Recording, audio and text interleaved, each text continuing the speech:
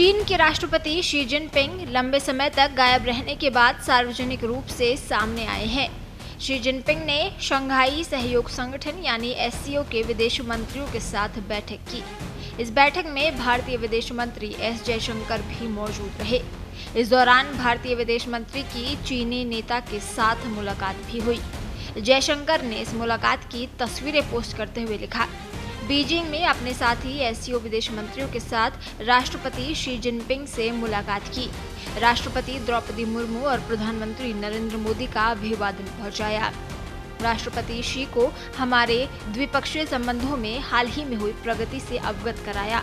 इस संबंध में हमारे नेताओं के मार्गदर्शन को महत्व देते हैं। आपको बता दें, शी जिनपिंग के सार्वजनिक रूप से सामने आने के बाद उन्हें लेकर चल रही अटकलों पर भी विराम लग गया है।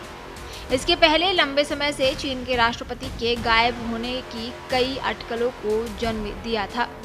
शी जिनपिंग की सार्वजनिक कार्यक्रमों में गैर मौजूदगी ने चीन में सत्ता परिवर्तन की संभावनाओं को भी हवा दी थी।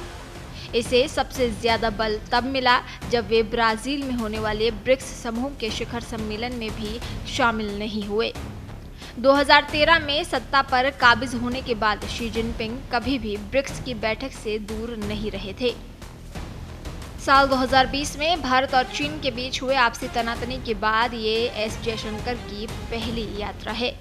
जिनपिंग से मुलाकात के दौरान विदेश मंत्री ने SCO सदस्य देशों के अपने समकक्षों से भी मुलाकात की। चीन यात्रा के दौरान जयशंकर ने सबसे पहले वहां चीनी उपराष्ट्रपति हान झेंग से मुलाकात की और भारत चीन के बीच बातचीत को लेकर आग्रह किया।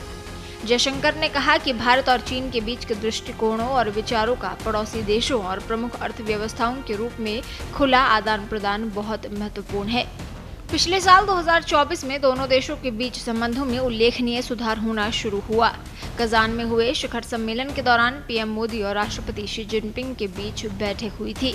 इस बैठक के बाद ही भारत और चीन दोनों देशों ने देपसांग और डेमचोक में अपने अपने सैनिकों को पीछे हटाने का आदेश दिया था। इन्हीं दोनों बिंदुओं पर साल 2020 में भारत और चीन की सेनाएं आपस में भिड़ी थी। भारत और चीन के बीच कूटनीतिक संबंधों की 75वीं वर्षगांठ पर जयशंकर ने कैलाश मानसरोवर यात्रा के फिर से शुरू होने का स्वागत किया, जो 2020 से महामारी और सीमा तनावों के कारण निलंबित थी।